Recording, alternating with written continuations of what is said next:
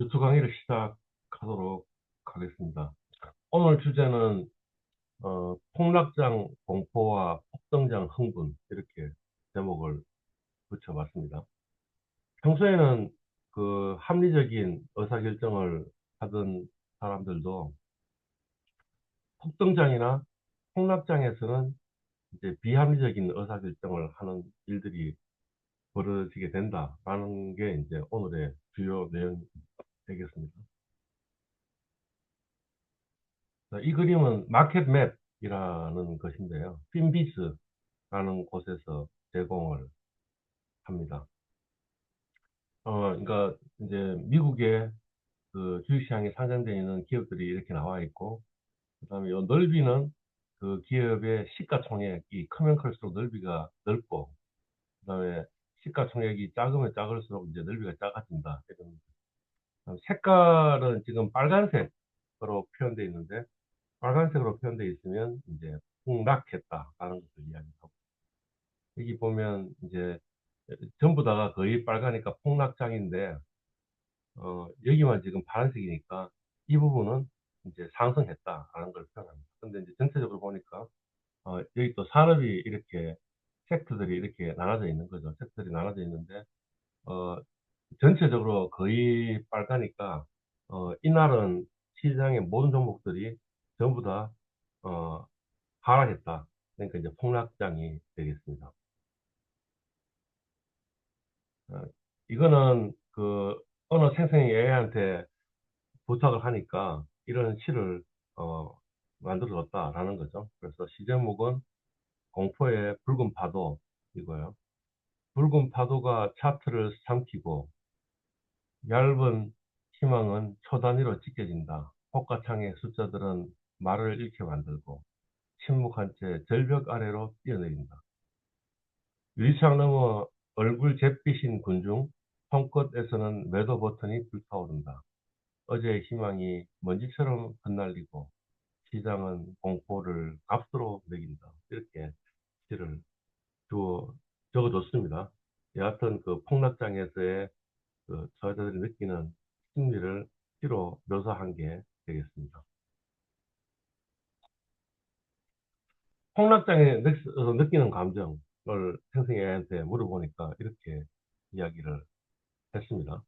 공포, 불안, 패닉, 큰 손실에 대한 극도의 고통, 군중 심리로 인한 동조매도, 이것을 패닉 셀링이라고 이렇게, 후회, 자책, 마지막이 이제 가장 극단적인데, 자살 충동, 이런 것을 느끼게 된다라고 답을 하고 있습니다.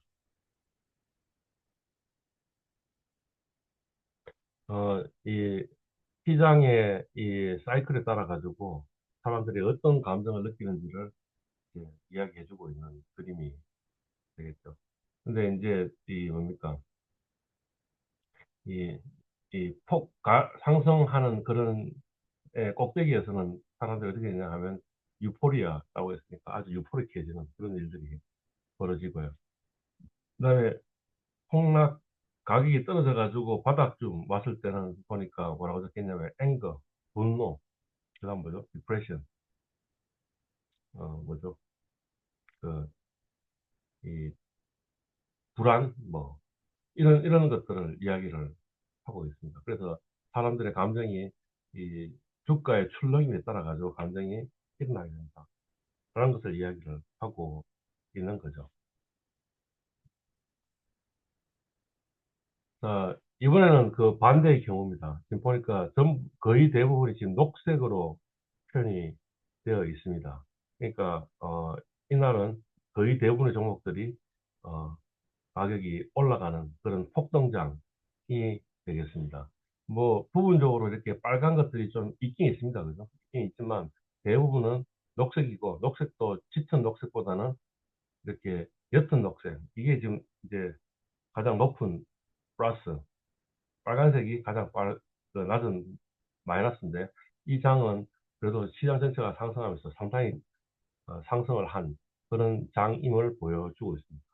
마찬가지로 생성의 A한테 이, 저, 시를 적어달라 그러니까 이런 시를 적어줬습니다.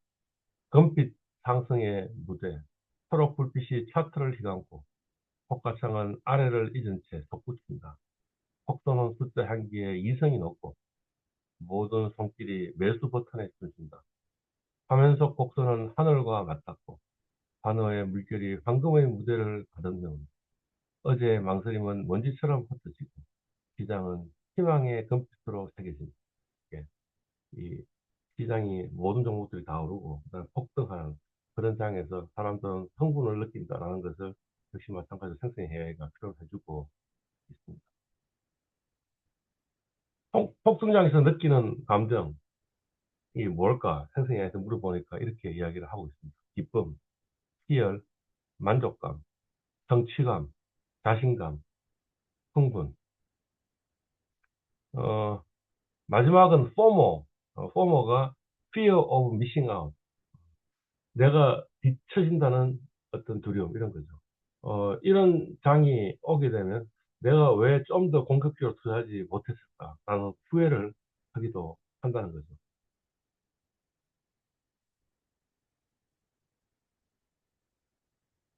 이 부분이 되는 게 되겠죠. 자, 왜 폭락장이나 폭등장에서 흥분이나 아니면 이 불안감, 공포 이런 걸 느끼게 되느냐라는 것을 알려면 인간 심리에 대해서 이해를 할 필요가 있다라는 거죠. 어, 이 양반이 데니얼 카네만이라는 분이고 2024년에 돌아가셨으니까 작년에 돌아가셨네. 음, 이스라엘 태생의 심리학자이자 행동경제학이라는 것을 만든 사람이 되겠습니다. 2002년 심리학자 최초로 노벨 경제학상을 수상을 했고, 어, 노벨 경제학상을 수상한 이유가 뭐냐 하면 합리적 인간을 가정하는 경제학. 원래 경제학은 기본적으로 인간은 합리적이다라는 그 이 전제로부터 시작하는데, 그런데 인간의 비합리적인 면을 부각시켰다는 거죠. 그래서 그 노벨 경제학상을 수상을 했습니다. 인간의 판단, 의사결정, 인지적 오류와 편향에 관한 연구로 유명한 학자가 되겠습니다.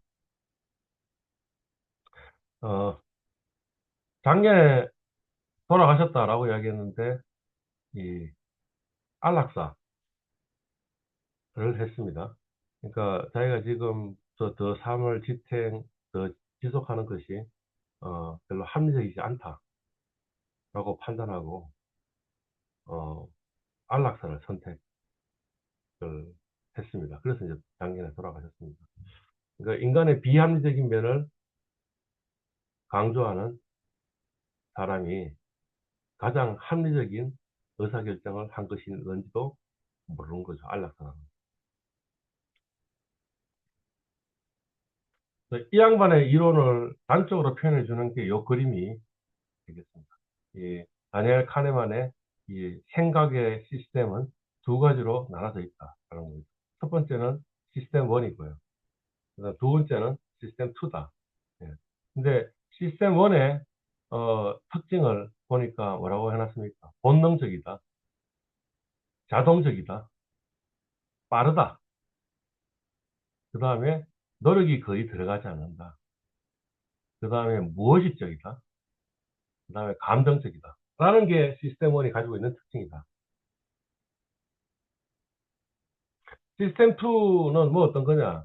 넓다, 합리적이다, 복잡한 의사결정이다, 좀 더 논리적이다, 노력이 들어간다, 그 다음에 의식적이다. 라고 이렇게 나와 있습니다. 그래서 시스템 1은 좀 쉬운 뇌 활동이고, 시스템 2는 굉장히 어려운 뇌 활동. 예. 그래서 데니엘 카네만 교수는 시스템 1을 뭐라고 이야기했냐면 빠른 뇌다 이렇게 표현했어요. 시스템 2를 보고 느린 뇌 이렇게 이야기했는데 지금 와서 보니까 이 데니엘 카네만이 이야기한 시스템 1이라는 게 고유의 뇌에 좀 하고 이렇게 연관성이 높은 것 같다. 시스템 2는 인류의 뇌하고 연관성이 높은 것 같다라는 겁니다. 예. 작동 방식을 보니까 방금 했던 이야기입니다. 시스템 1은 자동적이고 빠르고 무의식적이고 직관적이다. 이런 거고요. 시스템 2는 의식적이고 느리고 논리적이고 분석적이다 라는 차이를 가지고 있는 거예요.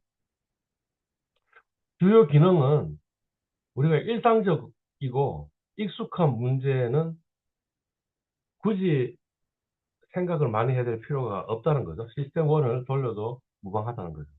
어, 어, 흔히 반복적으로 일어나는 일이니까, 그리고 익숙한 일이니까, 그냥 빠른 처리를 하면 되고, 그러니까 이 판단은 거의 반사적인 판단이 되는 거죠. 반면에 시스템 2는, 복잡한 문제를 해결하고, 심사숙고하고, 또는 계산을 하고, 그 다음에 규칙을 적용하고, 이런 거에는 시스템 2가 좀 더 적절하지 않느냐라는 게 됩니다. 에너지 소비 면에서 본다면, 시스템 1은 적고요. 그러니까 쉽게 작동하고요. 시스템 2는 그 에너지 소비가 많고요. 피로를 쉽게 느낍니다.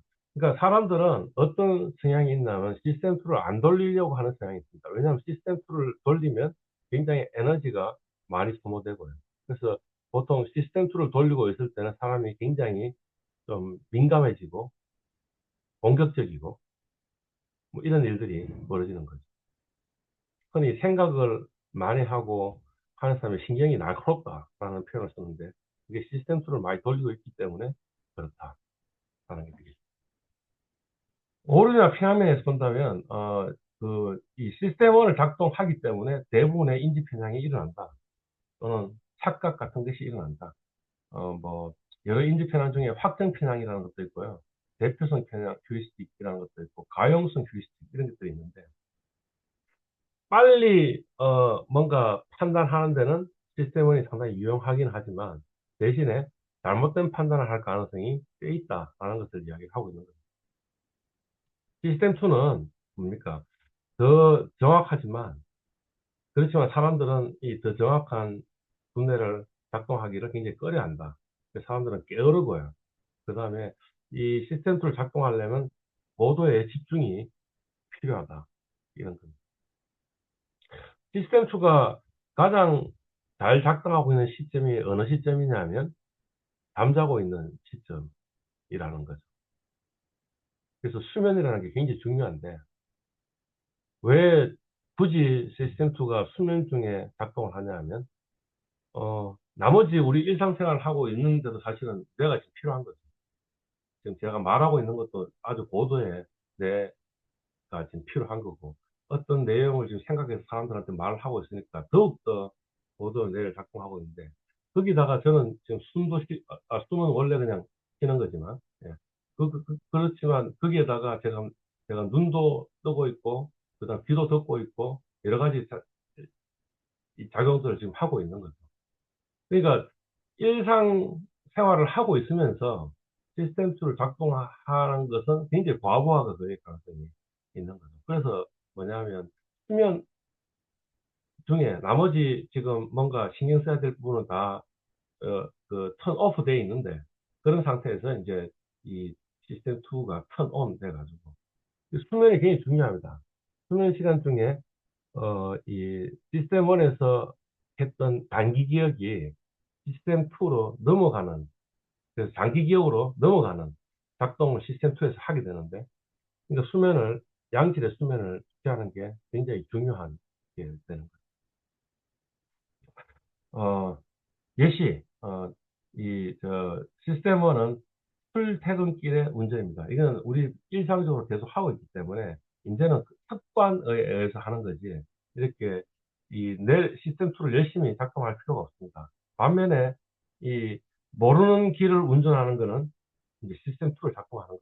그러니까 같은 1시간을 운전을 하더라도, 출퇴근길 1시간 운전은 그렇게 피로감을 느끼지 않는데, 어, 이 모르는 길을 1시간 동안 운전을 하게 되면 훨씬 더 많은 피로감을 느끼게 된다. 이런 이야기가 되는 거죠.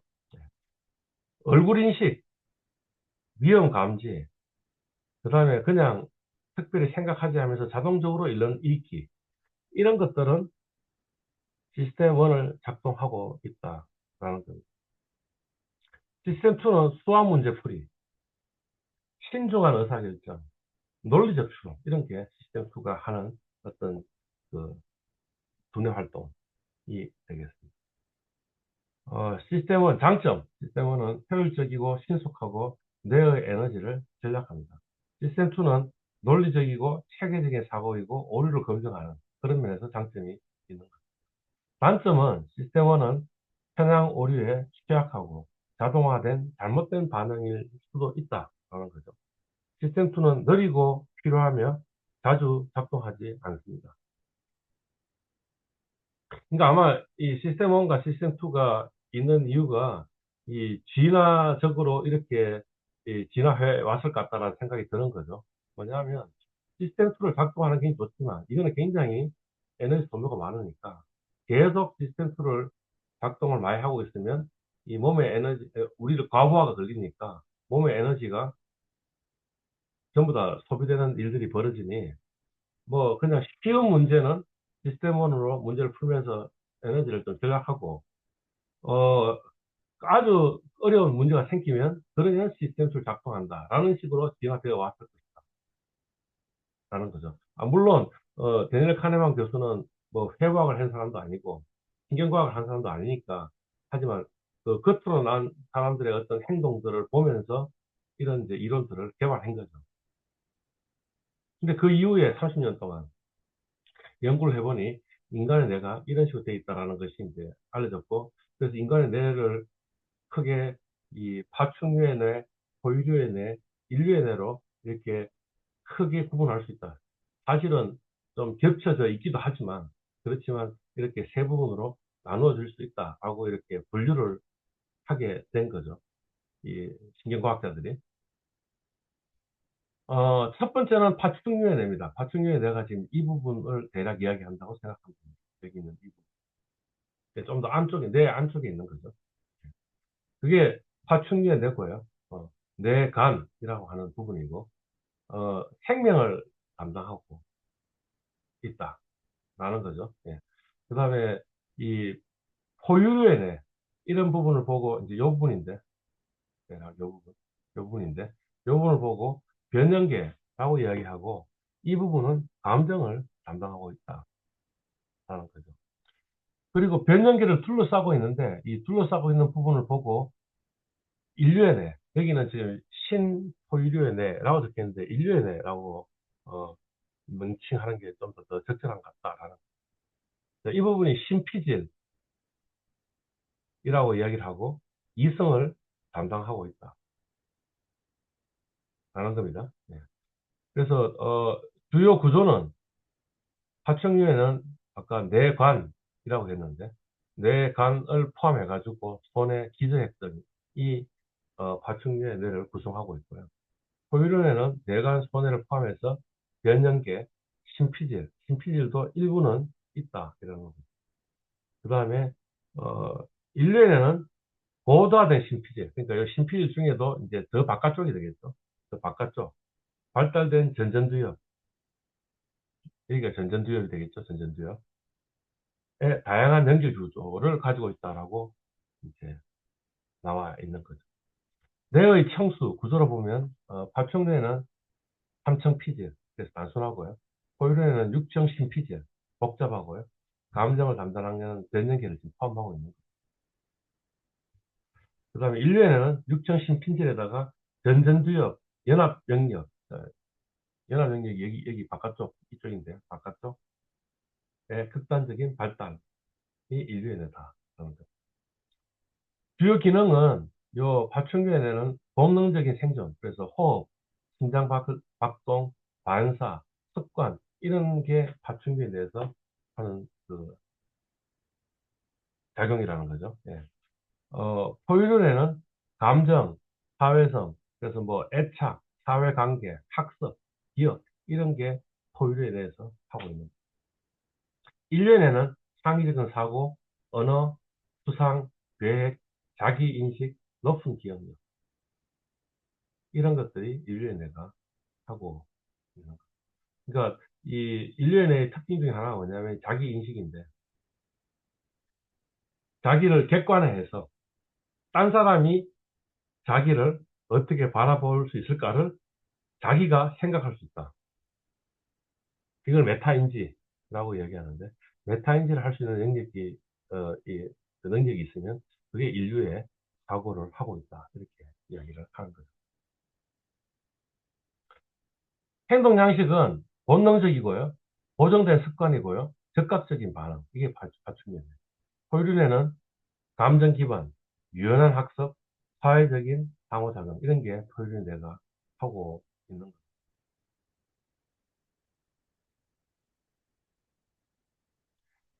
인류에는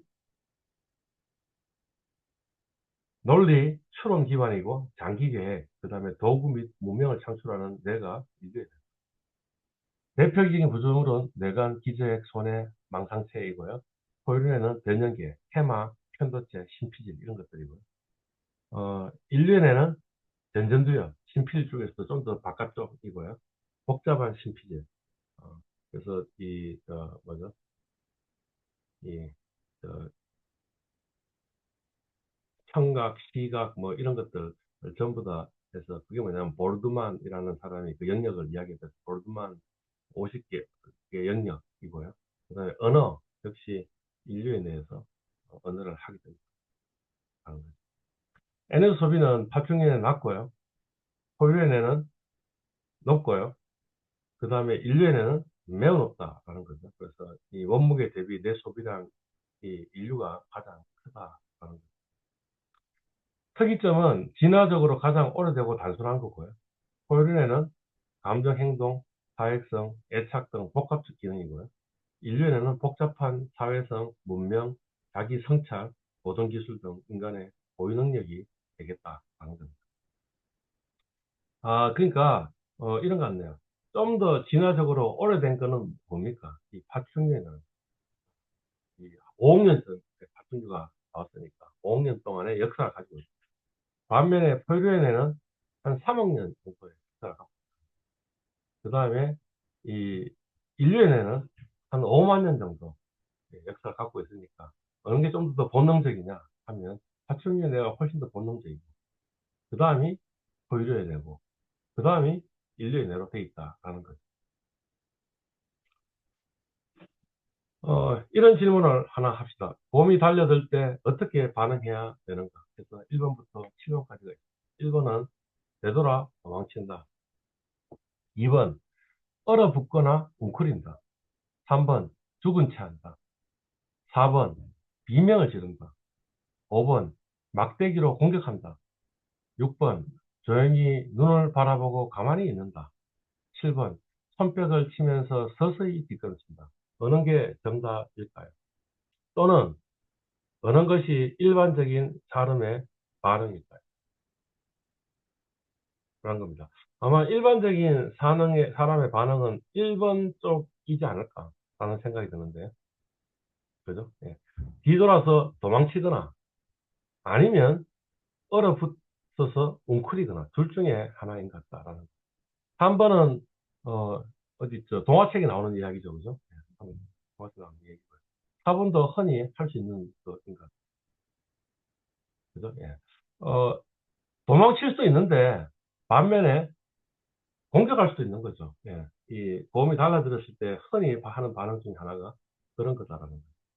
6번이나 7번은 보통 하기 힘들 것 같은데 조용히 눈을 바라보고 가만히 있거나 아니면 손뼉을 치면서 서서히 뒷걸음치거나 뛰어서 도망치지 서서히 뒷걸음치지는 않을 것 같은데 라는 이런 생각이 들죠.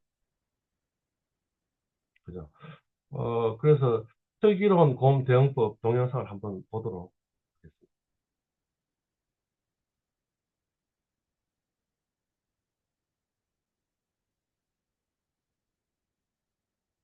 왜 안 보이죠? 슬기로운 곰 대응법.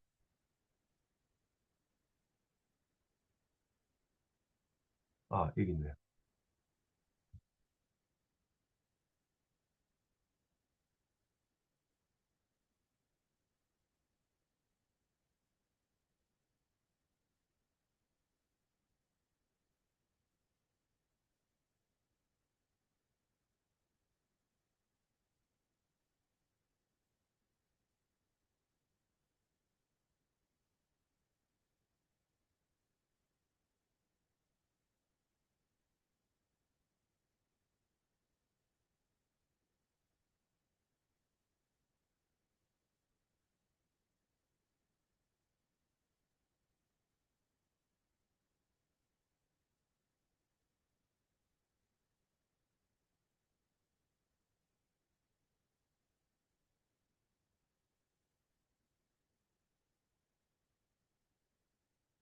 네, 이게 이 보험에 대응하는 아주 현명한 방법이다라는 이런 이야기를 하고 있는 거죠. 요거는 어느 국립공원에 나와 있는 그 안내 표지판 사진 인가적으로 Stay calm, 조용히 있고요. Slowly back away, 그러니까 서서히 뒷걸음질 치라라는 겁니다. 뛰어서는 안 됩니다. 이렇게 이야기를 하고 있습니다. 그러니까 이성적인 합리적인 행동은 절대 등을 보이지 말고 도망치지 않아야 된다라는 겁니다. 등을 보이거나 갑자기 도망치면 몸의 포식 본능을 자극해서 공격을 적으로 축격할 가능성이 크다라고 합니다. 인간의 달리기 속도로는 곰을 따돌리는 게 불가능하니까 결국에는 큰 피해를 입게 된다는 게 되겠습니다. 두 번째는 침착하게 소리를 내어 존재를 알리는 겁니다. 목소리로 자신이 사람임을 알리면 곰이 놀라서 달려드는 위험을 줄일 수 있다는 거죠. 우리는 곰을 만났기 때문에 굉장히 놀랐겠지만 곰은 사람을 만났기 때문에 놀랐겠죠. 근데 사람이 목소리를 조용하게 목소리를 내면 그러면 아, 맹수는 아닌 거죠. 근데 어, 막 제가 큰 소리를 내면 그러면 이제 저를 맹수로 인식을 하는 거죠. 그럼 곰도 역시 마찬가지로 첫 번째는 도망간다. 두 번째는 오히려 싸운다. 도망간다 아니면 싸운다. 둘 중에 하나니까 그럼 싸우게 됨으로써 곰으로 하여금 경계성을 갖게 하고 그래서 인간이 더 그런 일들이 벌어진다라는 거죠. 이게 좋은 답안이라는 거죠. 예. 천천히 뒷걸음치며 멀어지는 거. 곰을 마주보는 상태를 유지하면서 서서히 뒤로 물러나니까. 이거는 이제 맹수 두 마리가 만났는데 서로 싸우면 서로 피해를 입을 것 같으니까 조금 조금씩 서로 이렇게 물러나면서 전쟁에서 피하는 거죠. 그죠? 예. 이는 위협적인 행동이 아니며 곰의 영역을 벗어나고 있음을 보여 쫓아오지 않게 만듭니다. 불필요한 충돌을 방지하고 곰이 스스로 물러나도록 유도하는 안전한 방법이라고 이렇게 있는 것. 우리가 알고 있습니다. 만약 이걸 알고 있다. 이미 이제 제가 이런 강의를 해가지고, 이렇게 하는 게 좋겠다고 했지만, 과연 여러분들이 실제 이 곰을 만약 갑자기 맞닥뜨리게 된다면, 그런 식으로 행동할 수 있을까? 아마 다시, 역시 마찬가지로, 1번, 2번, 3번 같은 그런 반응을 보일 가능성이 높은데, 그러면 왜 곰이 달려들 때 인간은 비합리적으로 반응하냐라는 거죠. 그래서 심리학적으로 신경과학적인 설명은 이렇게 이야기를 하고 있습니다. 공포가 발생하게 되면 교감신경이 활성화됩니다. 그리고 이 심박수가 증가하고 근육이 긴장합니다. 어, 이, 저, 공포가 일어나면 공포에 대해서 대응하는 방식은 두 가지라는 거죠. 투쟁 또는 도피라는 거죠. 투쟁이니까 fight고요. 그 다음 뭐죠? 도피니까 flight 이거예요. 그러니까 사실은 투쟁 도피 반응이라고 하는 것보다는 도피 투쟁이라고 이야기하는 게 더 좋겠네요. 그죠? 예. 도망치거나 투쟁하거나 둘 중에 힘들죠.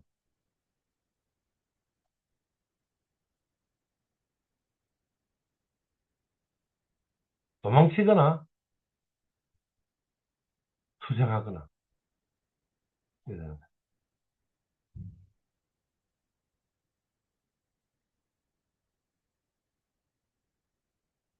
돌발적인 위협 앞에서 대부분은 도피기 하는 쪽이 흔하게 일어나지만 일부는 뭐죠? 투쟁, 저항이나 반격 또 일어나고요. 아주 일부는 뭐예요? 그냥 가만히 있는 거죠. 그죠? 그러니까 폭락장도 역시 마찬가지입니다. 폭락장에서 조크가 떨어지니까 사람들은 공포를 느끼게 되고 공포를 느끼게 되면 첫 번째는 뭡니까? 이 공포에서 벗어나고 싶은 거죠. 그러니까 그냥 생각 없이 모든 종목을 다 팔아버리면 공포에서 벗어날 수 있는 거죠. 아주 드물게는 뭐 어떤 일이 벌어지는 거예요. 있는 돈 없는 돈 다 끌어모아 가지고 매수하는 일도 벌어지는데 그거는 투쟁 이런 게 되는 거고요. 그 다음에 어떤 거예요? 어떤 경우는 그냥 얼어가지고 아무 짓도 못하는 거죠. 팔지도 않고 사지도 않고 아무 대응 없이 그냥 얼어가지고 있는 그런 반응도 벌어질 것이다. 이걸 진화론적으로 어떻게 설명할 수 있냐? 예, 인간의 수쟁, 도피, 동결 반응은 이게 곰이 달려들 때 벌어지는 반응이고 그거는 뭐냐면 과거에도 위기상황이 인류가 시기상황이 있을 건데 생존에 도움이 됐던 반응은 뇌 신경회로에 새겨져 있을 거라는 거죠. 뭔가 적절한 어떤 위기 상황에서 적절한 반응을 한 인류는 생존해가지고 자손을 남겼고, 그래서 그 유전자를 후손한테 남겼고, 적절하게 반응하지 못했던 인류는 죽어가지고 그 유전자를 후손에 남기지 않았으니 인류한테 남아있는 이 유전자에는 뭐가 있는 겁니까? 투쟁, 도피, 동결 반응을 하도록 돼 있는 거죠. 그러니까 대부분의 경우는 뭐예요? 대부분의 위기 상황에서는 도피, 투쟁, 동결. 이제 이것도 역시 불러야겠네요. 도피,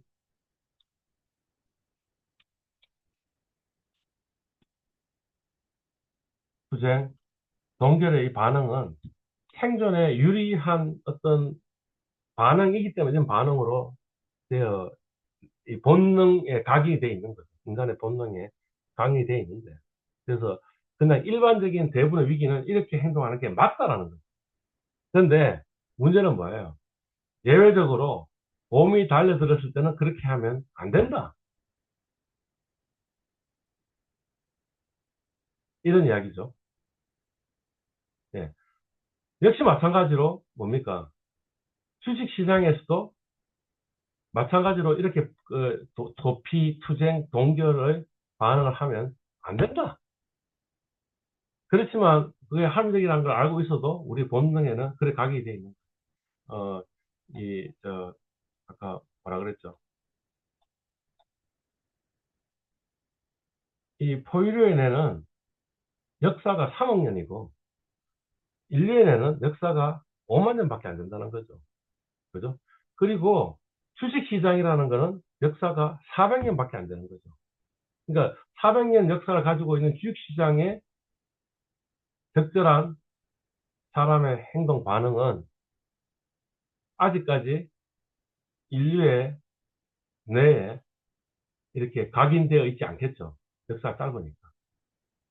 어.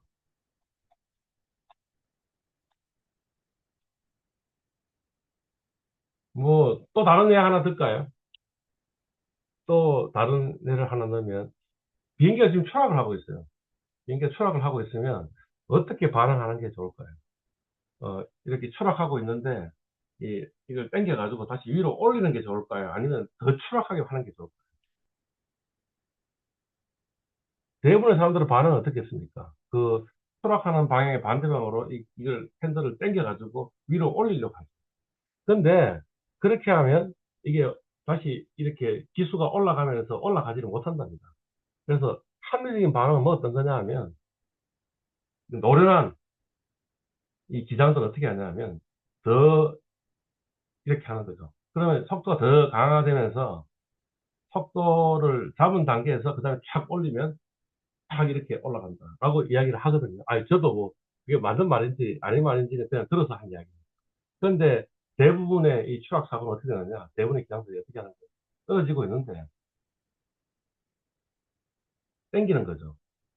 땡기니까 이 기수가 이렇게 올라가질 않고 그냥 계속 밑으로 떨어지면서 추락을 하게 된다라고 이야기를 하는 거죠. 그러니까 사실 어떤 위기 상황에서 합리적인 의사결정하고 비합리적인 의사결정은 반드시 이, 이 오랜 인류가 오래 지난 동안의 어떤 그 행동 양식대로 반응하면 안 된다라는 것을 이야기를 하고 있는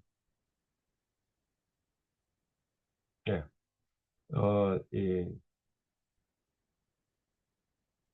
5만 년 역사를 가지고 있는 인류의 뇌보다는 3억 년 역사를 가지고 있는 포유류 뇌가 더 오랜 역사를 가지고 있고 5억 년 역사가 가지고 파충류가 더 본능적이고 그런데 주식거래 역사는 420년밖에 안 된다.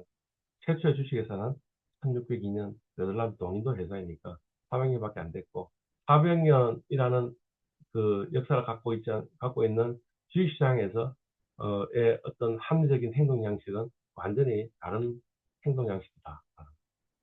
우리가 인류가 진화성에서 경험해보지 못한.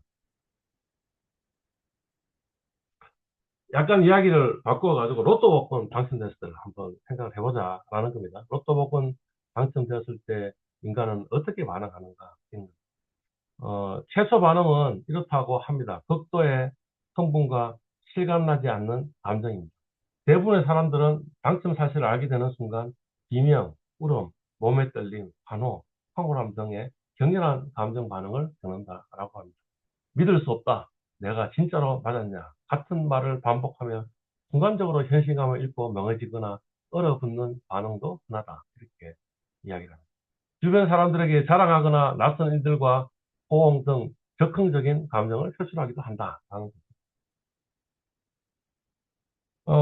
이걸 심리적으로 본다면 이런 겁니다. 초기에는 아드레날린이 솟구치는 거죠. 그래서 극도의 행복감, 환희, 해방감을 느끼는 거죠.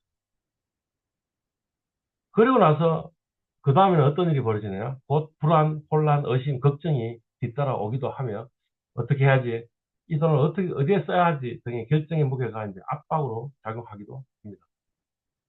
당첨자들은 기존의 생활, 관계, 정체성에 갑작스러운 변화를 경험하며 가족, 친지, 지인의 기대, 요구 등으로 해서 스트레스와 심리적 압박을 끼치기도 합니다. 그러니까 감정 곡선은 전형적인 흐름은 첫 순간에는 불신, 그다음에 한이, 실감이 없고 극적인 흥분하고 며칠 몇 주가 지나면 만족감과 해방감이 있다가 부담 불안이 생기고 그다음에 자제력 관리에 대해서 고민이 생기게 된다는 거죠.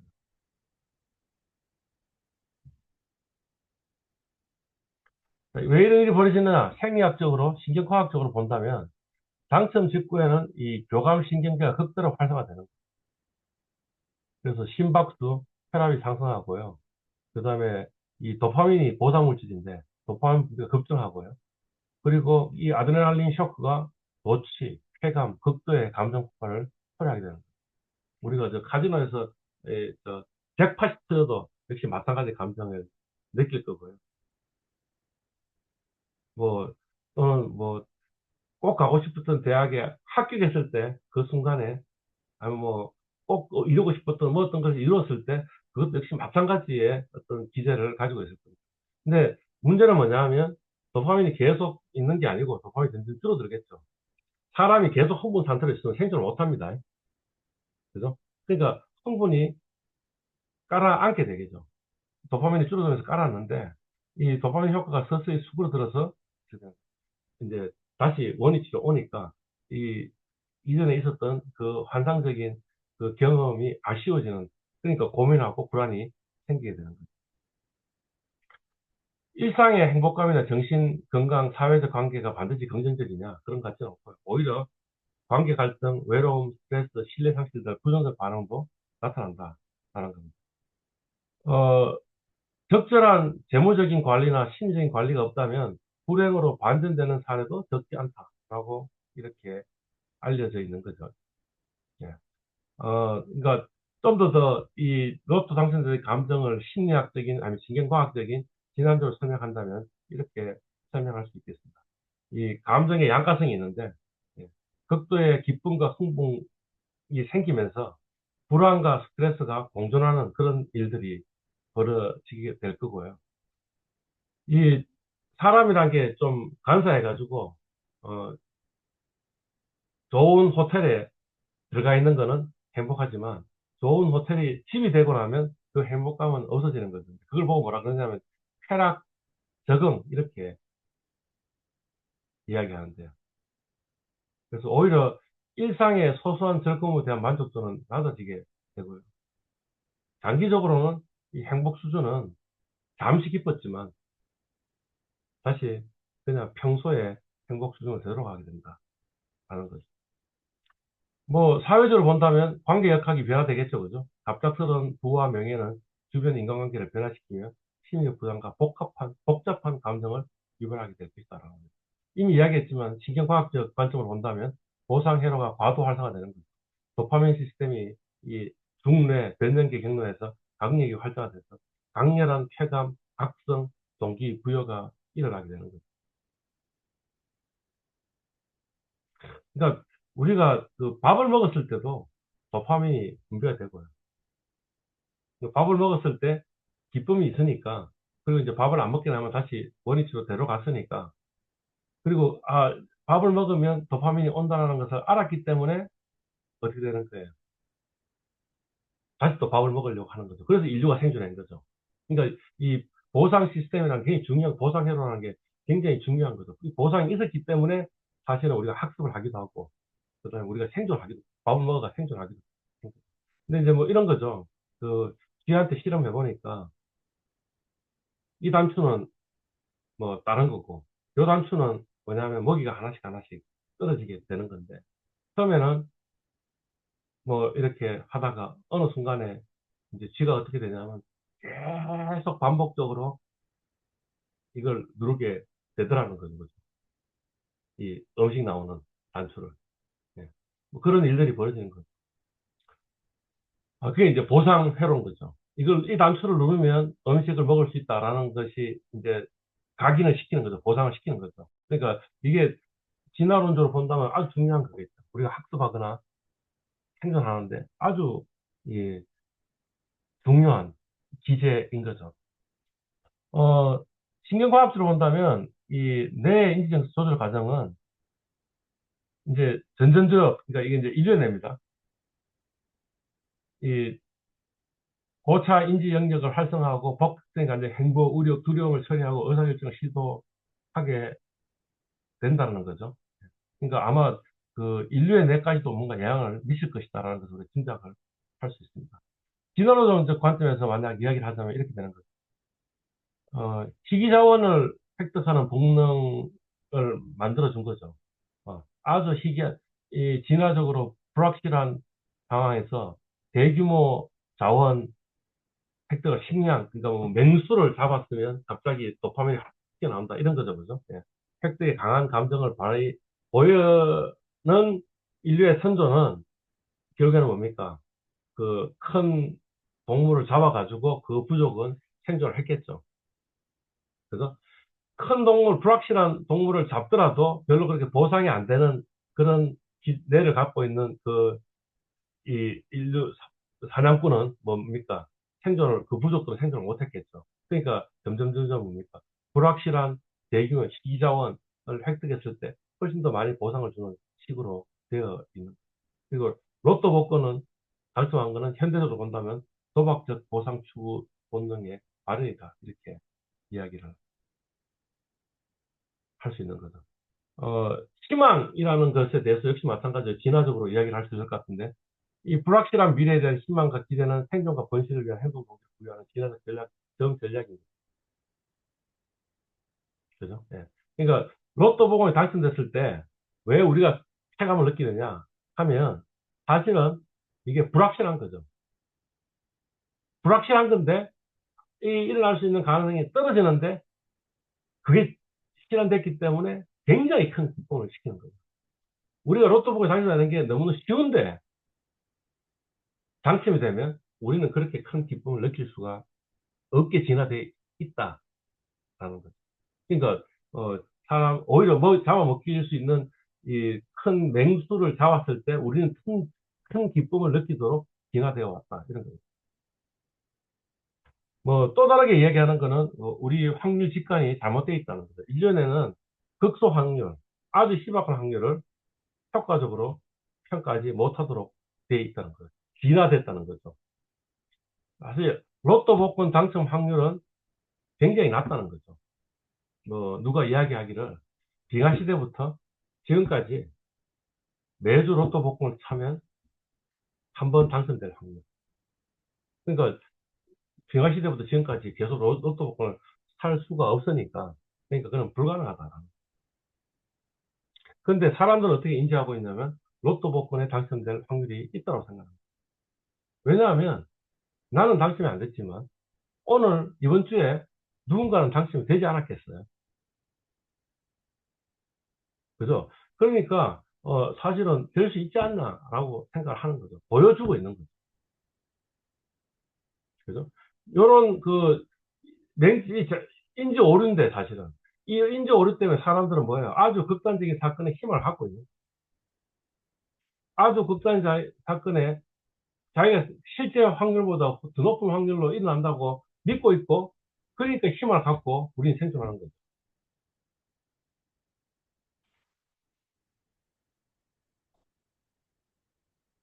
자, 이번에 질문은 뭐냐면, 그럼 로또 대박이 과연 우리한테 축복일까라는 거고, 그걸 이야기해주는, 이 사진이, 바로 이 사진입니다.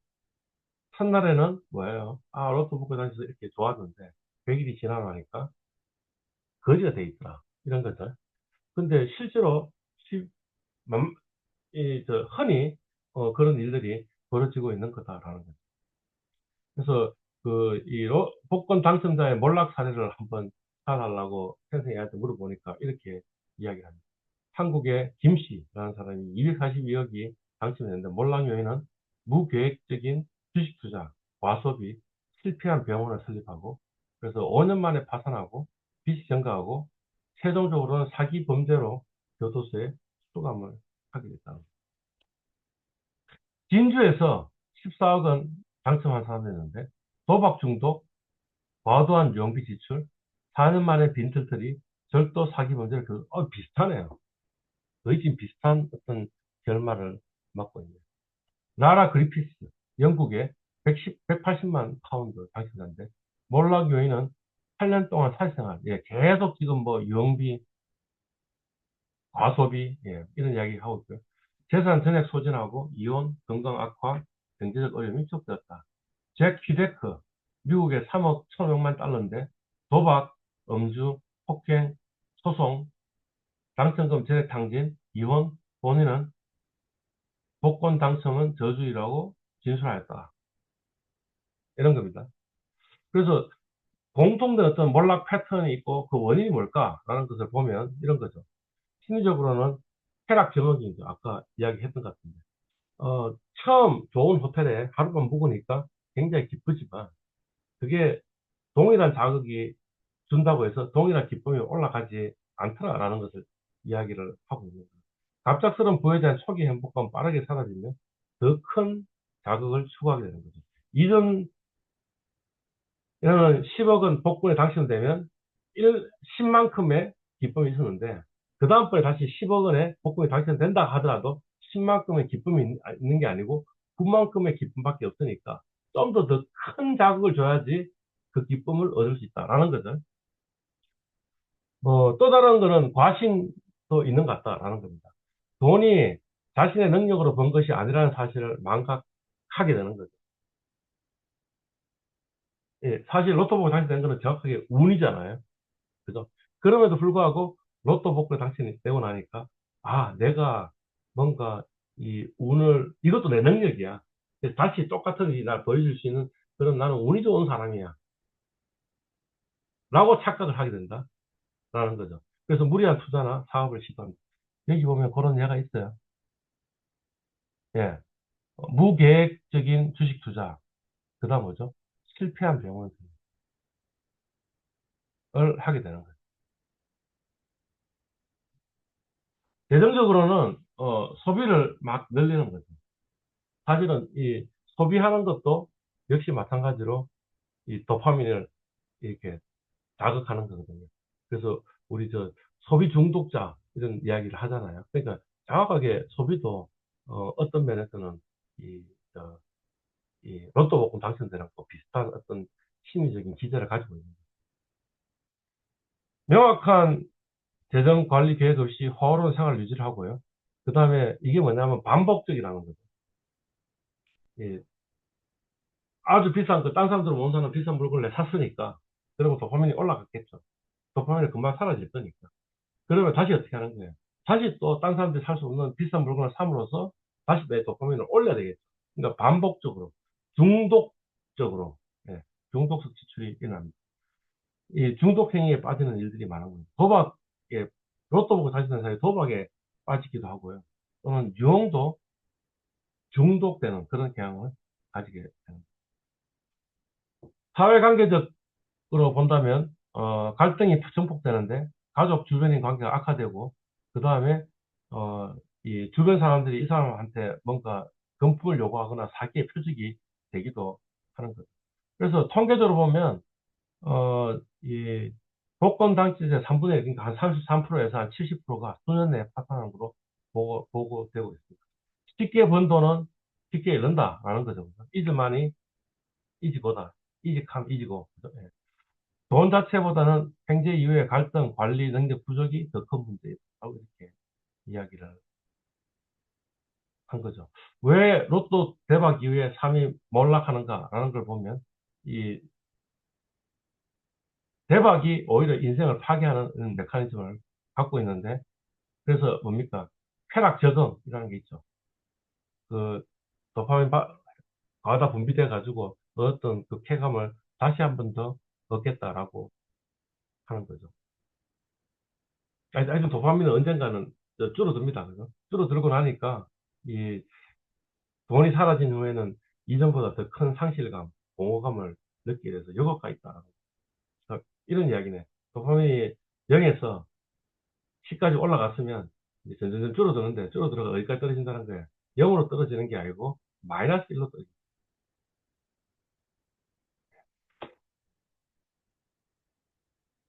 자기 통제력의 붕괴, 예. 갑작스러운 부는 합리적인 판단에 자기 결정 능력을 마비시키고, 그래서 자기의 존재 가치를, 자기 효능감을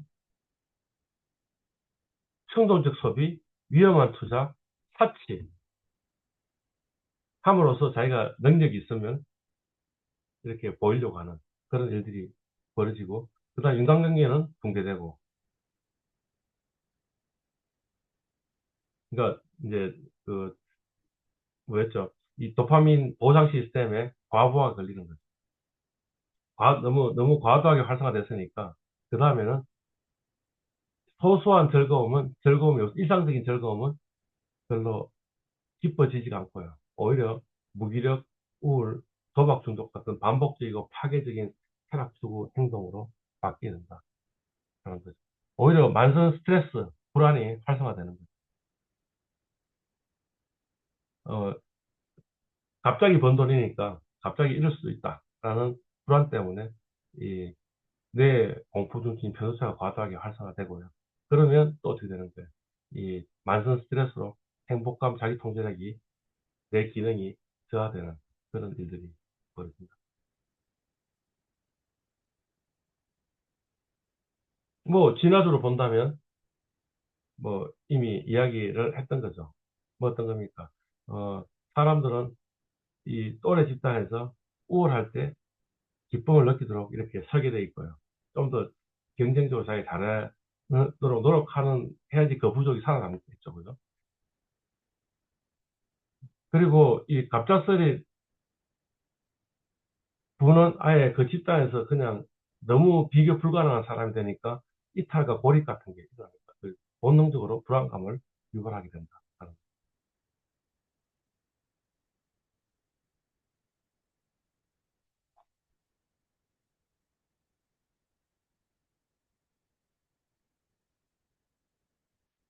이거는 뭐냐면 이 도파민이라는 게 중독 메커니즘이 있는 것 같다라는 겁니다. 그래서 뭐 어떤 겁니까? 이 쾌락이나 성취 그거를 할 수 있는 방법이 약물, 도박, 큰 보상. 아까 로또 복권이죠, 그죠? 로또 복권 했더니 다시 도박, 약물 하는 게 뭐냐면 비슷한 도파민을 유발시키는 과소비 이런 것들이 도파민을 유발시키는 행위라는 거죠. 보상에다가 도파민이 대량 분비되고요. 그죠? 분비되고 나면 아까 뭐라 그랬습니까? 이 쥐가 사람이 밥 먹는 것도 도파민이 분비된다. 학습도 도파민이 보상회로가 된다고 했으니까 큰 도파민이 나오고 나면 뭐예요? 아, 이 행동을 유지했다 그랬으니까 다시 도파민이 과다하게 분비될 수 있는 그런 행동들을 추구하게 되어 있다라는 거죠. 또 하나는 뭐냐면 내성이 생긴다는 거죠. 그러니까 뭐냐면 아까 뭐라 그랬죠? 이 복권에 당첨되면 10만큼의 도파민이 했는데 그 다음번에 같은 금액의 복권에 당첨되면 10만큼의 도파민이 분비되는 게 아니고 그 수준까지밖에 못 간다는 거죠. 그러니까 좀 더 많은 도파민을 분비해서 좀 더 기쁘게 만들어야 되는 거죠. 그게 내성이다. 그러니까 같은 수준의 쾌락을 느끼려면 자극이 더 강해진다는 거죠. 그러니까 이게 정확하게 마약 중독이 그런 거죠. 처음에는 마약을 하나만 먹어도 이만큼 기쁨이 있었는데 어느 순간에 마약 중독이 되고 나면 어떻게 되는 거예요? 하나를 먹어가지고는 이 정도 수준의 기쁨에 도달 못하는 거죠. 그러니까 뭐예요? 두 알 먹고 세 알 먹고 네 알 먹고 해서 마약을 먹어야 될 복용량이 훨씬 더 커지게 되는 그런 일들이 벌어지게 되는 거죠. 뿐만 아니고 10이라는 기쁨을 느꼈기 때문에 이제는 뭐예요? 0.1이라는 기쁨을 느끼는 기쁨은 기쁨처럼 느껴지지가 않는 거죠. 그러니까 일상활동에서의 만족감은 사라져버려요. 그러니까 계속 마약을 먹어야 돼요. 네. 어, 왜 그런 일이 벌어지느냐라는 거죠. 그래서 여기 지금 보니까 수용체 다운 조절이라는 게 있네요. 도파민이 너무 많죠. 그러면 흥분돼 있잖아요. 근데 계속 흥분 상태로 있으면 사람은 죽어버린다니까요. 네. 그러니까 그 흥분 상태도 거의 과다한 스트레스니까 스트레스를 줄이는 방법이 뭡니까? 도파민의 양을 줄여야겠죠. 그죠? 그럼 어떻게 되냐면 이 뉴런이 도파민을 수용해가지고 그거 가지고 뭔가 기쁨을 느끼는데 어, 도파민이 10이라는 물질이 갑자기 확 들어왔잖아요. 원래는 뭐 1밖에 안 들어오는데 10만큼 들어오면 그 다음에 10이 요 누르나 들어올 때도 10이 다 들어오는 게 아니고 그 다음번에 9밖에 안. 그러니까 동일한 자극이 돼서 10, 9, 8, 7, 6 점점 기쁨의 양이 줄어들 수 있도록 되어 있는 거예요. 그 이유가 뭐냐면 도파민 수용체 수를 줄이는 식으로 일이 벌어지는 거예요.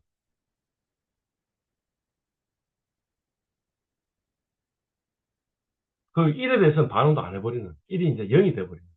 그래서 보상 시스템 전체가 재기능을 하지 못하게 되는 일들이 변하는 거죠.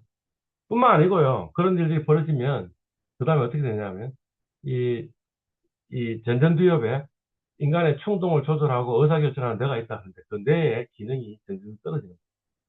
점점 떨어져 가지고 어떤 일이 벌어진다고요? 이제 인류의 뇌는 작동을 안 하고 포유류의 뇌만 작동하는 그런 일들로 벌어지는 그게 이제 중독의 과정이라는 거죠. 충동 조절을 실패하고 집중력을 저하되고 의존적이고 우울적이고 이런 일이 벌어져요.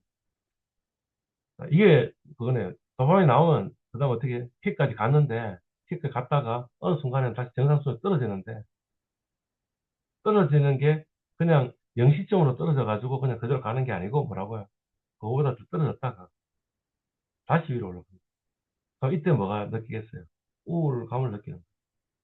그리고 이 우울감은 더 극심한 게 이 산이 높으면 볼로 더 깊어지겠죠. 그러니까 더 우울한 거죠. 더 우울하니까 그러면 그 다음에 어떻게 하기 좋겠어요? 다시 위로 올리는 행위를 했으면 좋겠잖아요. 그게 뭐냐면 중독으로 가는 과정이 되는 거죠. 이 그림이네요. 그죠? 처음에 사용했을 때는 올라갔다가 떨어졌다가 그 다음에는 같은 약을 먹어도 기쁨이 그거보다 덜하고 더 밑으로 떨어지고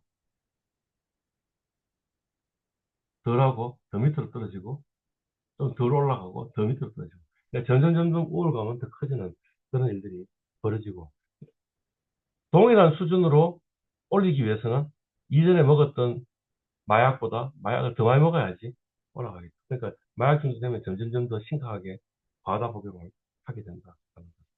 이야기를 하고 있습니다. 어, 지금 한 45분 정도, 아니다, 55분 정도 했어요. 5분 정도. 한 5분 쉬고 다시 시작하도록 하겠습니다. 다시 시작하도록 하겠습니다. 대표적인 도파민 중독 유발 행위는 뭐 이런 것들입니다. 그래서, 어, 마약 복용, 그 다음에 음주, 그 다음에 흡연, 도박, 그 다음에 도박성이 있는 게임, 그 다음에 스포츠 베팅, 어, 과도한 쇼핑도 역시 뭐 아까 쇼핑 중독, 이렇게 이야기했죠. 복권 당첨, 이것도 적극적인 보상 행동이 있는 거죠. 뭐, 좀 더 일상으로 가면 스마트폰 중독, 유튜브, 릴스, 쇼츠 같은 자극적인 영상 시청, 도 역시 마찬가지입니다. 어, 게임, 특히 보상이 빠르고 반복적인 모바일 온라인 게임 같은, 그 다음에 단음식, 폭식, 이런 것도 역시 마찬가지로 적은 양이지만 도파민 중독으로 유발한다는 거죠. 예. 오르가즘, 자위, 성적 행동, 과도한 인터넷 SNS 사용, 유흥, 사치, 파티, 그리고 주식 대박. 이런 것들이 도파민 중독 유발 행위입니다. 그러니까 결국에는 뭐냐면 뭐 주식보다 이 중독이 코인 대박이죠.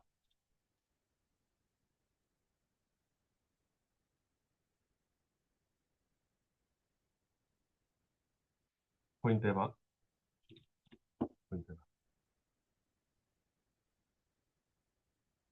정리해 보면 이렇게 되겠네요. 이 폭락장의 공포라는 게 뭐 어떤 거냐? 공과 마주친 공포와 비슷한 것 같고요. 폭등작의 흥분이라는 게 로또 대박의 흥분하고 비슷한 어떤 그 심리, 신경과학적 진화적 메커니즘을 가지고 있다는 거죠.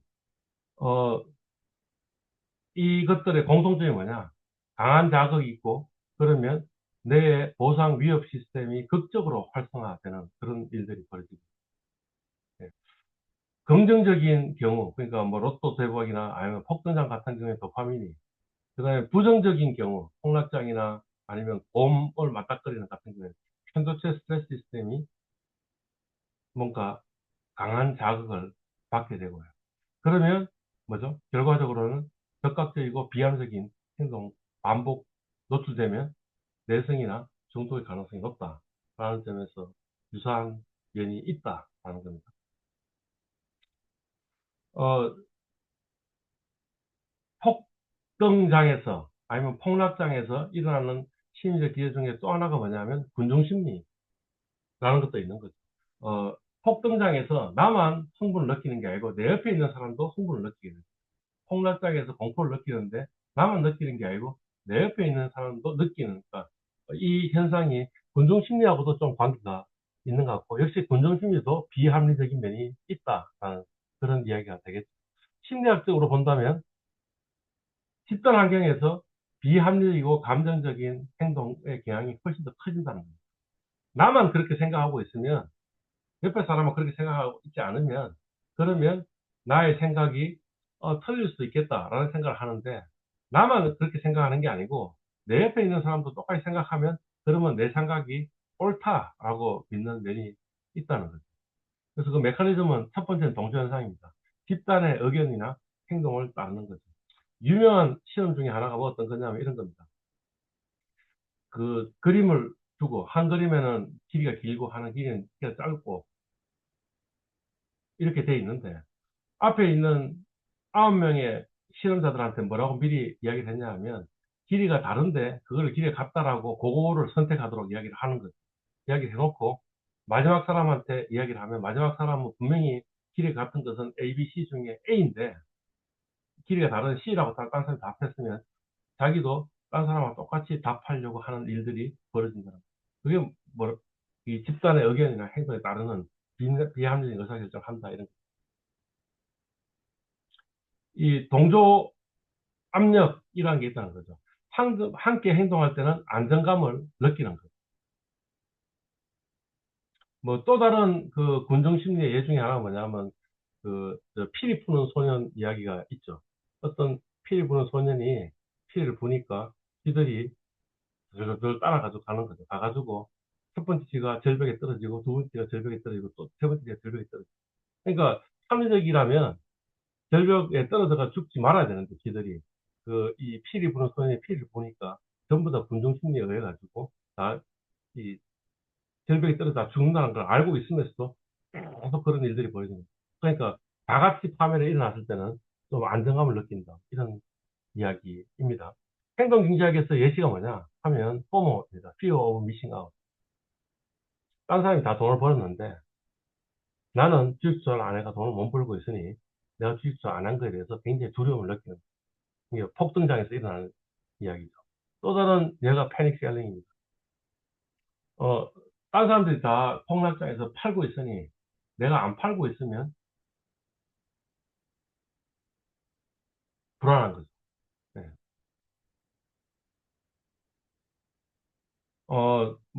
뇌 구조로 이야기한다면 파충류의 뇌내관이 원초적 본능을 하고 있고 편도체가 공포 반응 처리를 하고 척추하액이 쾌락이나 보송 담당을 하고 있는데 요 편도체나 척추하액이 어 그러니까 그 폭락장에서 공포는 편도체가 그다음에 폭등장에서의 흥분은 척추하액이 뭔가 작동을 하고 있다라는 거죠. 예. 그래서 곰을 만났을 때 도피하거나 플라이트가 도피죠, 그죠? 도피하거나 투쟁하는 반응을 한다고 했는데, 어, 이 집단 상황에서는 더더욱 그런 현상들이 더 두드러지는 원시인이, 한 원시인이 골목을 나서가지고 사냥하러 밖으로 나가고 있는데, 앞에 먼저 나갔던 동료 사냥꾼들이 전부 다 동굴 쪽으로 뛰어오고 있단 말이죠. 그러면 합리적으로 쟤들이 왜 뛰고 있을까라는 생각을 하면 안 된다는 거죠. 그냥 딴 사람들이 뛰고 있으니까 뭔가 문제가 있을 거야. 공포가 있을 거야. 맹수가 나타났을 거야. 라고 믿으면서 같이 뛰는 일들이 벌어진다는 거죠. 그 순간에 시스템 2를 작동시켜 가지고 저게 옳으냐 그러냐를 생각하고 있던 사냥꾼은 만약 그 뛰어왔던 게 사실 그 이유가 맹수가 아니고 비합리적인 이유를 하더라도 비합리적 이유로 왔으면 이 사람 행동이 옳긴 옳았겠지만 같이 동굴로 되돌아간다 행동이 보다는 그냥 그대로 머물러 있는 게 옳았겠지만 만약 그게 맹수였으면 어떻게 됐겠어요? 그 사냥꾼은 다음 없겠겠죠. 그래서 그 시스템 2를 작동시켰던 그 사냥꾼의 유전자는 후손한테 전달이 안 됐겠죠. 이 앞에 나가던 사냥꾼들이 다 뛰어 되돌아오는 것을 보고 아무 생각 없이 시스템을 작동시켜가지고 되돌아갔던 그 사냥꾼의 자손들은 살아남아 있겠죠. 그죠? 예, 뭐 그런 겁니다. 그러니까 전전조협의 기능이 저하되는 그런 일들이 벌어지는 거죠. 군집 행동이 생존 확률을 높이는 전략이기 때문에 유전자에 각인이 되어 있을 거라는 거죠. 포식자로서 안전을 추구하려면 무리 짓기를 해야 되는 거고요. 그러니까 무리에서 벗어나면 그거는 뭐예요? 위험이다. 이 사자가 이, 저, 이 사슴을 잡을 때도 무리에서 벗어난 사슴을 잡는 거지 무리에 있는 사슴을 잡지를 않는다라는 거죠.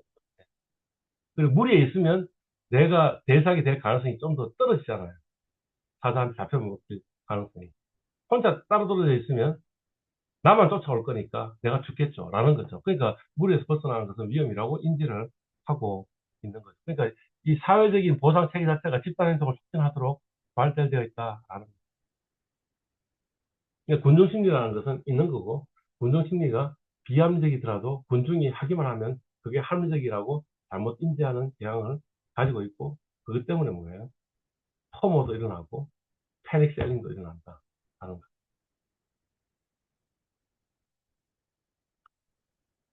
이제 그 투자 대가들은 어떻게 투자 대가들이 될 수 있었느냐, 그 사람들의 대응 방식이 뭐냐라는 이야기를 하도록 하겠습니다. 벤자민 그레이엄, 그 워렌 버핏의 스승이라고 이야기하는 벤자민 그레이엄이 한 이야기를 그냥 그대로 가져왔습니다. 아예. 그죠? 미스터 마켓은 조울증 환자이다. 어떤 날은 지나치게 들떠가지고 너무 비싼 가격을 부르고, 어떤 날은 심하게 우울해서 터무니없이 낮은 가격을 제시한다. 그의 감정적 변동을 예측하거나 따라가는 사람은 결국 그에 휘둘릴 뿐이다. 현명한 투자자는 그의 감정에 휘말리지 말고 오히려 그가 지나치게 우울할 때는 자산을 싸게 살 수 있는 기회가 온 거죠. 예. 지나치게 들떠 있을 때는 비싸게 팔 수 있는 기회가 온 것이다. 라고 이야기했습니다. 그래서 기본적으로 시장이라는 것은 합리적이지 않다는 거죠. 왜냐하면 군중심리에 의해서 시장 가격은 결정이 되니 시장이 비합리적으로 너무 흥분하고 있을 때는 그때는 언제라고? 할 시점이라고. 시장이 비합리적으로 우울해 있으면 그거는 무슨 말이라고? 그때는 살 시점이다. 시장이 우울하다고 나도 우울해질 필요가 없고 시장이 흥분했다고 나도 흥분할 필요가 없다. 라는 이야기를 했고 그 제자인 워렌 버핏이 한 이야기가 바로 정확하게 그거라는 거예요. Be fearful when others are greedy. 다른 사람들이 탐욕적이면 너는 공포를 느끼라. 그죠? 예. Greedy when others are fearful. 다른 사람들이 공포를 느끼고 있으면 너는 탐욕적이 되어라. 라고 이렇게 이야기를 한 거죠. 예. 그러니까 사실 그 최근, 아니, 그 지난 한 10년 사이에 일어난 일이 뭐냐면 복수에서가 너무 많은 현금을 가지고 있다라는 그런 이야기를 하는 거죠. 예. 뭐 여러 가지 이유를 이야기할 수 있지만, 어, 이 현금을 굉장히 많이 갖고 있기 때문에 폭락장에서 매수할 수 있는 자금이 되는 겁니다. 그러니까 흔히 이제 워런 버핏이 이 주식을 사는 시점이 뭐 어떤 시점이냐 하면 뭐 이 2008년 글로벌 금융위기, 2020년 코로나 이때 보면 매수했다는 기사들이 막 뜨는 거죠. 사실은 워런 버핏은 뭐예요? 본질 가치라는 걸 구하고 본질 가치 비해서 시장 가격이 30% 이상 떨어졌을 때, 그래서 그 30%가 말하자면 안전 마진 이렇게 되는 거죠. 그러니까 평소에는 할 수 있는 기회가 별로 없는 거죠. 폭락장에서는 뭐예요? 30% 이상 떨어지는 경우가 생기겠죠. 그때 가는 거죠. 그러니까 사실은 뭐였어요? 가격 선택을 한 거죠. 그죠? 근데 결과적으로는 뭐예요? 지금 와서 보니까 시점 선택을 잘한 게 되는 거죠. 그러니까 워렌 버핏은 미래를 예측하고 있는 사람이 아니라는 거죠. 앞으로 주가가 올라갈 것 같으니까 산다. 앞으로 주가가 떨어질 것 같으니까 판다가 아니고 주가가 본질 가치보다 너무 많이 떨어져 있으니 그러니 싸게 살 수 있는 기회가 아니냐라고 생각해서 사는 거죠. 예. 어, 피터 린치는 이제 칵테일 파티 장세 이론이라는 것을 이제 이 월가 영이라는 책에서 썼다는 거죠. 예. 이 칵테일 파티에서 자신이 펀드 매니저라고 이제 모르는 사람을 소개를 하면 상대방의 관심을 보면 장세가 지금 어떤 장세인지 알 수 있다라는 이야기를 했습니다. 1단계가 무관심 단계인데요. 주가가 바닥이거나 침체된 상태에서는 누구도 주가가 오를 거라 기대하지 않고 그래서 주식 이야기를 하지 않는 시기가 있다는 거죠. 자기가 칵테일 파티에서 자기 펀드 매니저다라고 이야기하면 아 펀드 매니저예요. 끝. 네. 그리고 나서 뭐 다른 주제로 뭐 이런저런 이야기 하다가 주식 같은 이야기 안 하고 다른 주식 이야기 하다가 금방 치과 의사한테 가가지고 치과 의사하고 이빨에 대해서 막 이야기를 하더라라는 거죠.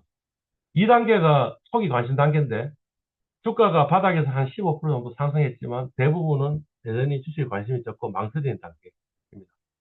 자기가 펀드 매니저라고 이야기를 하면 당신이 펀드 매니저요.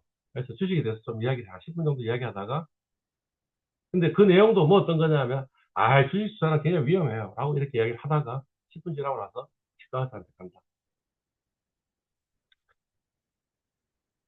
세 번째 단계는 일광 단계인데 주식이 주가가 바닥에서 30% 정도 상승했어요. 그러니까 사람들이 주식 관심을 갖고 있고요. 그래서 펀드 매니저에게 조언을 구하는 등 주식 이야기가 활발해진다. 내가 펀드 매니저입니다. 라고 이야기하면 사람들이 나 주변으로, 펀드 매니저 주변으로 와가지고 주식 투자에 대해서 이야기하면서 어떤 주식 사면 좋아요. 이런 이야기들을 한다는 거예요. 그러면 저 멀리에 있던 치과에서도 와가지고 어떤 주식 사면 좋아요. 이런 이야기를 하게 된다는 거예요. 자기가 이제 가장 인기 있는 시기죠. 네 번째 단계가 뭐냐? 과열 단계입니다. 모든 사람들이 펀드 매니저 주변에 모여서 주식에 대해서 이야기를 하지만 펀드 매니저의 이야기를 듣기보다는 치과 의사의 투자 성공담을 듣는다. 라고 이렇게 적혀 있어요. 그러니까 이런 거죠. 내가 펀드 매니저 하니까, 내 지금 주식 투자하고 있어요. 하면서 이야기를 하면, 그중에 어느 누군가가 내 이 종목 사가지고 이렇게 벌었어요. 이렇게 이야기하는 거예요. 마지막에 피터 린치가 뭐라 적었냐면, 이 단계가 오면 그 치과 의사가 돈 벌었다는 이야기 들으면 자기가 후회를 한다는 거죠. 아, 나는 그 종목을 안 샀다. 그러면 그게 뭐냐면 주식시장이 과열되어 있는 단계이다 하는 거죠. 그러니까 피트린치 하는 이야기는 뭐죠?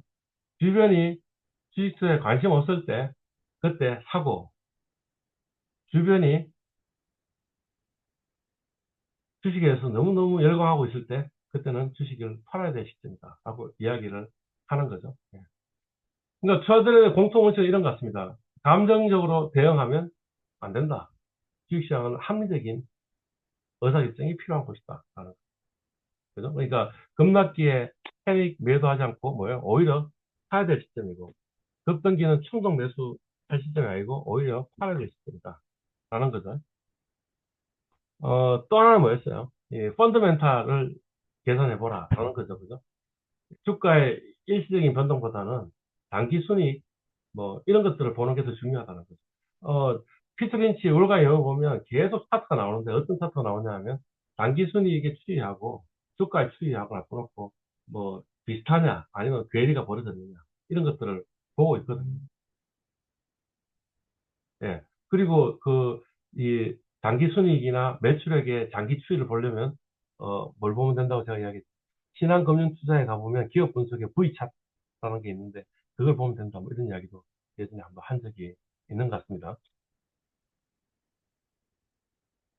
단기적 관점, 단기 예측이라 장기 수익 곡선, 그러니까 단기 순이익의 추이를 보라 하는 거죠. 역발상적 투자, 대다수가 두려워할 때 기회를 찾고 모두가 탐욕에 차있을 때 위험을 경계합니다. Be fearful when others are greedy, and greedy when others are fearful.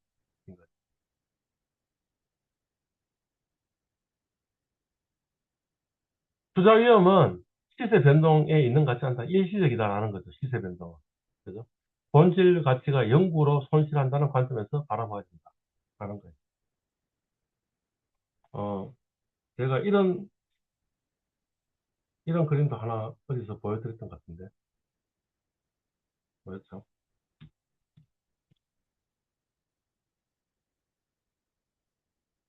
필러 노벨 렉처.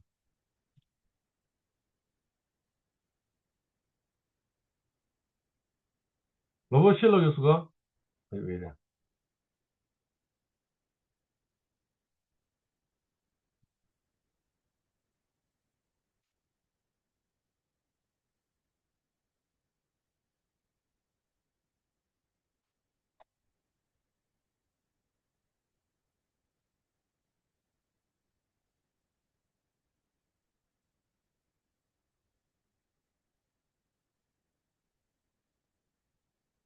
이 그림. 뭐, 왜 이렇게 되는지 모르겠지만,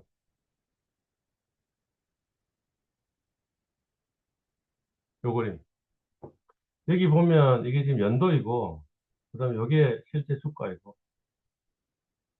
그 다음에 이게 지금 이제 배당으로 계산한 펀더멘탈이거든요.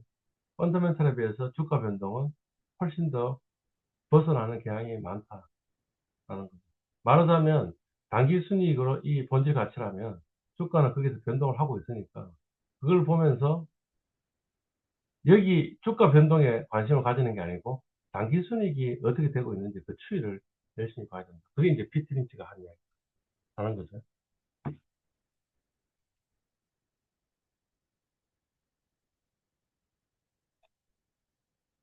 자, 오늘 내용은 뭐였죠? 예. 폭등장에서 사람들은 흥분하고 폭락장에서 사람들이 공포를 느끼는데 그때 사람들이 비합리적인 의사결정을 하기가 쉽다라는 것을 이야기를 한 겁니다. 예. 그러니까 합리적 판단을 하기 위해서는 우리는 감정이 존재라는 사실을 인정을 하고요. 그 다음에 뭔가 어떻게 하면 통제할까라는 걸 생각해요. 그 다음에 장기적 관점을 유지할 것이다. 그죠? 그 다음에 남들하고 반대로 생각해야 되고 군중들이 다 같이 그렇게 생각한다고 해서 그게 합리적인 의사결정이 아니다라는 이야기를 한 거고요. 또 하나는 뭐냐면, 기본적으로 이 기술사도 그렇고, 뭔가, 이 보상 시스템의 중독성이라는 게 있다. 그리고 중독이 되고 나면 사람들은 이 전전주업이 비활성화돼가지고 점점 더 비이성적으로, 비합리적으로 된다라는 거죠. 그러니까 그 말은 무슨 말이냐면 이거 조심해야 된다라는 이야기를 하고 있는 겁니다. 제가 이 대표적인 도파민 중독 유발 행위를 이야기했죠. 예. 그러니까 이거 별로 안 좋습니다. 과다한 인터넷 SNS 사용하는 거. 그죠? 예. 이거 별로 안 좋습니다. 게임. 예. 이게 뭐냐면 그냥 일상적으로 널리 우리 쉽게 접할 수 있지만 그 쉽게 접함으로써 어떤 일이 벌어진다고요. 중독으로 들어간다. 그래서 이 합리적인 전전적 베네피지를 활성화시키는 걸 저해하는 그런 일들이 벌어진다. 이런 겁니다. 예. 스마트폰, 유튜브, 릴스, 쇼츠 이런 거 계속 보는 것도 별로 좋은 가치가 않다는 거죠. 점점점 사람을 비합리적으로 만든다는 거죠. 그러니까 단순히 제가 주식 투자만 이야기하는 게 아니고 이런 스마트폰, 쇼츠 이런 거 보는 거, 게임 하는 거, 그다음에 단 음식 이렇게 먹는 거, 그다음에 과도한 인터넷 SNS 사용 이런 거는 사실 우리 중독이라 할 것도 없이 우리가 일상적으로 쉽게 아니 마약 먹는 거 이런 건 안 할 거 아니에요. 이것도 일상적인가요? 음주 흡연도 일상적인가요? 네. 이런 일상적으로 뭔가 중독이 되는 그 행위들이 결국에는 뭐하고 연결되어 있다고요? 이 사람이 마약 중독되는 거하고도 연결이 되기 쉽다라는 이야기를 하는 거죠. 또는 뭐 과소비 이런 것도 역시 마찬가지로 조금 내가 쇼핑을 과하게 하는 면이 있다면 그게 결국에는 중독으로 갈 가능성이 높고요. 그래서 주식 투자에서도 중독으로 갈 가능성이 높다. 이제 이 주식 투자론이 아니고 그냥 일반적으로 본다 하더라도 그렇다. 이야기. 오늘 했던 강의 내용의 키워드는 폭락장, 폭등장, 도파민, 인지편향, 포모, 군중심리, 역발상투자, 쾌락 적응, 투쟁, 도피 반응, 행동경작 이런 것들이 키워드인 것 같습니다. 네. 그 생생 AI에서 유명한 사람이 한 이야기 가져오라니까 첫 번째는 이런 걸 가져오면 처음에 이야기했던 데니얼 카네만 교수. 우리는 자신이 보는 것보다 훨씬 더 감정적이고 생각보다 덜 합리적으로 행동한다. 그러니까 인간은 기본적으로 이성과 감성이 같이 가지고 있는 존재이다. 그러니까 항상 우리 의사결정에서 뭔가 비합리적으로 의사결정할 여지가 항상 있다 하는 걸 인지해야 된다라는 이야기를 생각했고요. 그다음에 두 번째는 이거 뭐 아까 했던 이야기죠. 예. 다른 사람이 탐욕스러울 때는 두려워하고 두려워할 때는 탐욕을 갖다.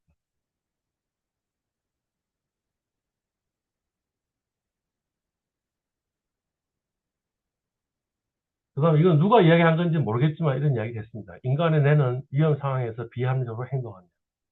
포모는 집단 행동을 유발한다. 이런 이야기를 했고요. 그 다음에 또 이런 이야기를 한 사람도 있네요. 쾌락의 러닝머신을 이해하지 못하면 만족이 아닌 끊임없는 갈망만을 반복하게 된다라는 거죠. 쾌락이라는 게 러닝머신 같아가지고 러닝머신에 있으면 계속 뛰어야 된다는 거죠. 그죠? 그러면 그냥 갈망만 하는 거지 만족이라는 게 없다. 중독에 대해서 좀 이야기를 한다는 거죠. 예, 뭐 이상으로 폭락장과의 공포와 폭등장의 흥분 강의를 마치도록 하겠습니다.